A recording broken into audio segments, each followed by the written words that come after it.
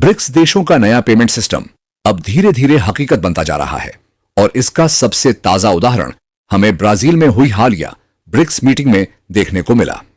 Reports की माने तो रूस के राष्ट्रपति पुतिन ने एक बार फिर अमेरिका के डॉलर सिस्टम के खिलाफ बड़ा कदम उठाया है और ब्रिक्स देशों के साथ मिलकर इंडिपेंडेंट सेटलमेंट सिस्टम को बढ़ावा देना शुरू कर दिया है। इस सिस्टम की सबसे खास बात यह है कि इसमें डॉलर या स्विफ्ट नेटवर्क की जरूरत ही नहीं होगी। दरअसल ब्रिक्स यानी ब्राजील, रूस, इंडिया, चीन और साउथ अफ्रीका अब सिर्फ 5 देश नहीं रह गए हैं।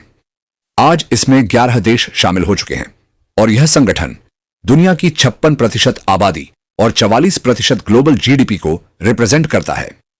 खास बात यह है कि ब्रिक्स देश अब एक ऐसा डिजिटल ब्लॉकचेन पेमेंट नेटवर्क लाने की तैयारी कर रहे हैं जिससे सभी सदस्य देश अपनी लोकल करेंसी में ही आपस में लेन देन कर सकें। इसका मतलब यह है कि अगर भारत रूस से तेल खरीदता है तो वह डॉलर में नहीं बल्कि सीधे रुपए में भुगतान करेगा और रूस को वह रकम रूबल में मिल जाएगी, वो भी बिना अमेरिकी स्विफ्ट सिस्टम के। यह लेन देन पूरी तरह से ब्लॉकचेन तकनीक पर आधारित होगा जिससे पारदर्शिता और सुरक्षा दोनों बनी रहेगी। अमेरिका की चिंता भी इसी को लेकर बढ़ गई है।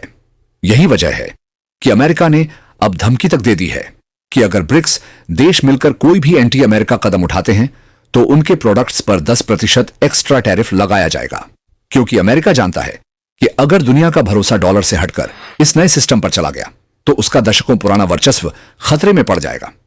आपको जानकर हैरानी होगी कि दुनिया के 98% विदेशी मुद्रा लेन देन डॉलर में होते हैं और करीब 60% विदेशी मुद्रा भंडार डॉलर में रखा जाता है।